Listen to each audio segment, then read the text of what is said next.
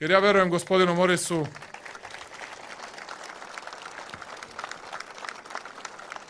iako je gospodin Moris rekao da će biti 1200 zaposlenih, a on je konzervativan čovjek.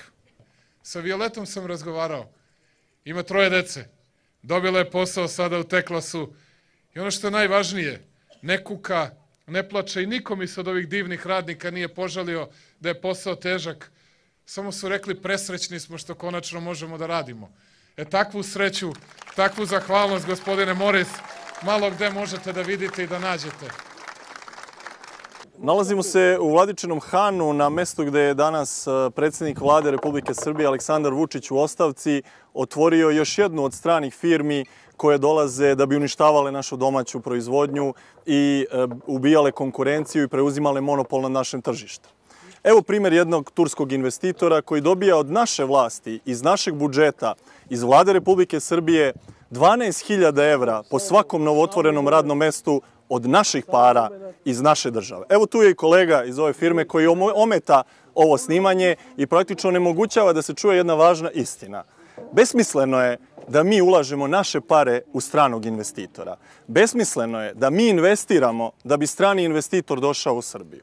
Ako strani investitor želi da investira u Srbiju, on je dobrodošao, ali treba da investira svoje pare. Kažu Vladičin Han, nije nam radio Deli6, nije radila Sloga, nije radila FOPA, nije radila Ciglana, nije radila Betonjerka, ništa nije radilo.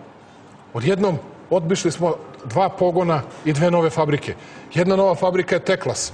Video sam da imamo neke ludake na političkoj sceni koji kažu ne trebaju nam takve investicije. Ne, kažu trebaju nam naše domaće fabrike. Hoće on da napravi fabriku i da izveze nešto za Audi i za BMW.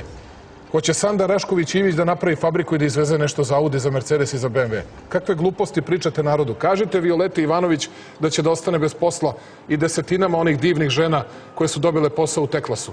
Sad vidite, postoje samo 2 političara koja su pre nekoliko dana se obratila u Vladičinom Hanu ispred jedne novootvorene fabrike. Jedan je Aleksandar Vučić, a drugi sam ja. Sad da mi razmotrimo, što bi rekao naš narod, ko je ovde lud. Dakle, Aleksandar Vučić je, uz naravno pompeznu reality predstavu, kako to obično čini, otvorio još jednu od stranih kompanija koje su došle u Srbiju. Ova najnovija, inače turska, inače otvorena na prostoru nekadašnje industrijske zone, gde je urušen i uništen još jedan naš poljoprivredno-industrijski kombinat, je zapravo najbolja slika ove lažne, korumpirane i katastrofalne vlasti. Šta je zapravo uradio Aleksandar Vučić u Vladičinom Hanu pre nekoliko dana? Otvorio je svečano jednu praznu fabriku turske kompanije u kojoj trenutno ne radi ni jedan zaposleni radnik i obećao svima nama da je otvorio fabriku koja će zaposliti 1200 radnika. Dakle, trenutno nema ni jedan zaposleni radnik. Po ugovoru koji je sklopljen sa tom fabrikom, oni treba da zaposle 400 radnika do 2018. godine, a ni pomena ni u kakvim ugovornim obavezama nema o 1200 radnika. Pritom, ova država od naših para za tu fabriku izdvaja 12.000 evra po svakom novozaposlenom radniku. Sad se tu onda zaista postavlja pitanje ko je ovde lud. Da li smo ludi mi, koji naše pare dajemo stranom investitoru da bi on investirao u Srbiju? Znači, uopšte nije sporno. Ako strani investitor ima svoje pare i hoće da ih investira u Srbiju, on je dobrodošao. Ali da mu mi dajemo naše pare da bi on investirao u Srbiji, to nema nikakvog smisla. Mi naše pare treba da uložimo u našu privredu, u našu poljoprivredu, u naše bankarstvo, jer je to naš domaći ekonomski interes. Ne dolazi nemački najveći proizvođač mesa Tenis u Srbiju da bi razvio srpsku proizvodnju mesa. Njegov dolazak je nemački ekonomski interes, ali nije srpski ekonomski interes. I to je ključna razlika između ove vlasti i naše patriotske koalicije Dveri DSS, što je nama u prvom planu domaći ekonomski interes i što bismo mi sve snage ove države, državne subvencije, poreske olakšice, povoljne kredite, izvozne garancije preusmerili od stranog investitora ka domaćoj privredi i poljoprivredi. To je najjednostavnija, najprostija i svakome jasna ekonomska politika.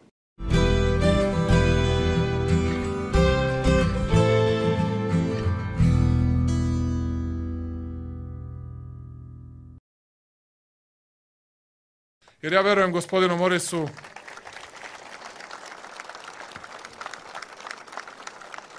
iako je gospodin Moris rekao da će biti 1200 zaposlenih, a on je konzervativan čovjek. Sa Violetom sam razgovarao. Ima 3 dece. Dobila je posao sada u Teklasu.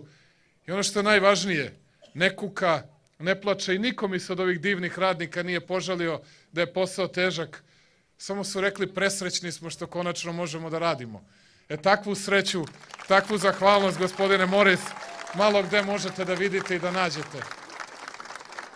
Nalazimo se u Vladičinom Hanu, na mestu gde je danas predsjednik Vlade Republike Srbije Aleksandar Vučić u ostavci otvorio još jednu od stranih firmi koje dolaze da bi uništavale našu domaću proizvodnju i ubijale konkurenciju i preuzimale monopol nad našem tržištu.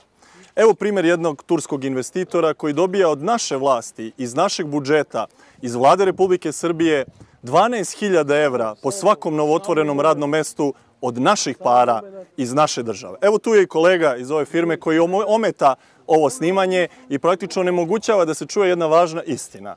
Besmisleno je da mi ulažemo naše pare u stranog investitora. Besmisleno je da mi investiramo da bi strani investitor došao u Srbiju.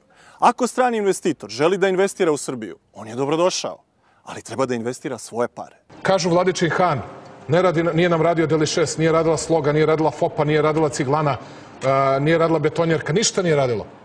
Odjednom odbišli smo 2 pogona i 2 nove fabrike. Jedna nova fabrika je Teklas. Video sam da imamo neke ludake na političkoj sceni koji kažu ne trebaju nam takve investicije. Ne, kažu trebaju nam naše domaće fabrike. Hoće on da napravi fabriku i da izveze nešto za Audi i za BMW. Hoće Sanda Rašković-Ivić da napravi fabriku i da izveze nešto za Audi, za Mercedes i za BMW. Kakve gluposti pričate narodu? Kažite Violeti Ivanović da će da ostane bez posla i desetinama onih divnih žena koje su dobile posao u Teklasu. Sad vidite, postoje samo 2 političara koja su pre nekoliko dana se obratila u Vladičinom Hanu ispred jedne novootvorene fabrike. Jedan je Aleksandar Vučić, a drugi sam ja. Sad da mi razmotrimo, što bi rekao naš narod, ko je ovde lud. Dakle, Aleksandar Vučić je, uz naravno pompeznu reality predstavu, kako to obično čini, otvorio još jednu od stranih kompanija koje su došle u Srbiju. Ova najnovija, inače turska, inače otvorena na prostoru nekadašnje industrijske zone, gde je urušen i uništen još jedan naš poljoprivredno-industrijski kombinat, je zapravo najbolja slika ove lažne, korumpirane i katastrofalne vlasti. Šta je zapravo uradio Aleksandar Vučić u Vladičinom Hanu pre nekoliko dana? Otvorio je svečano jednu praznu fabriku turske kompanije u kojoj trenutno ne radi ni jedan zaposleni radnik i obećao svima nama da je otvorio fabriku koja će zaposliti 1200 radnika. Dakle, trenutno nema ni jedan zaposleni radnik. Po ugovoru koji je sklopljen sa tom fabrikom, oni treba da zaposle 400 radnika do 2018. godine, a ni pomena ni u kakvim ugovornim obavezama nema o 1200 radnika. Pritom, ova država od naših para za tu fabriku izdvaja 12.000 evra po svakom novozaposlenom radniku. Sad se tu onda zaista postavlja pitanje ko je ovde lud. Da li smo ludi mi, koji naše pare dajemo stranom investitoru da bi on investirao u Srbiju? Znači, uopšte nije sporno. Ako strani investitor ima svoje pare i hoće da ih investira u Srbiju, on je dobrodošao. Ali da mu mi dajemo naše pare da bi on investirao u Srbiji, to nema nikakvog smisla.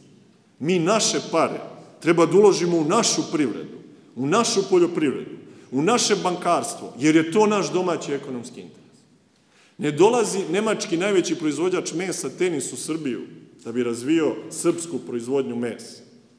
Njegov dolazak je nemački ekonomski interes, ali nije srpski ekonomski interes. I to je ključna razlika između ove vlasti i naše patriotske koalicije Dveri DSS, što je nama u prvom planu domaći ekonomski interes i što bismo mi sve snage ove države, državne subvencije, poreske olakšice, povoljne kredite, izvozne garancije preusmerili od stranog investitora ka domaćoj privredi i poljoprivredi. To je najjednostavnija, najprostija i svakome jasna ekonomska politika.